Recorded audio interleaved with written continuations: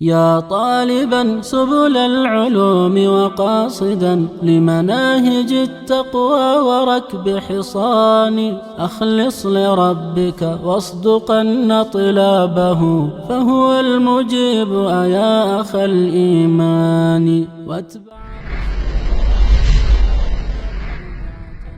मआल ذي بدع إلى خسران وتزودن نوافلا अस्सलामु अलैकुम रहमतुल्लाहि वबरकातुहू।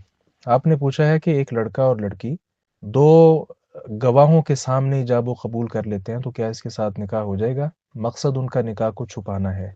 वालेकुम अस्सलाम रहमतुल्लाहि वबरकातुहू। हदीस में है कि ला निकाह इल्ला बिवली, वली के बगैर निकाह नहीं होता। तो वली तो यहाँ है ही नहीं, दो गवाह हैं बस। तो जिस हदीस में वशाहिदै आदल, दो गवाहों का तज़किरा है, उसमें पहले ला निकाह इल्ला बिवली है, तो लड़की का वली तो है ही नहीं, तो ये इजाब कबूल कैसा हुआ? लिहाजा निकाह की कोई भी सूरत हो जिसमें वली की इजाज़त नहीं है, वो निकाह बिल्कुल बातिल है। और फिर दूसरा जो आपने ज़िक्र किया निकाह को छुपाना, ये चीज़ भी गलत है।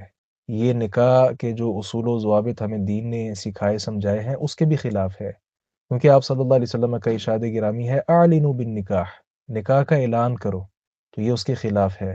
अस्सलामु अलैकुम व रहमतुल्लाहि व बरकातुहू।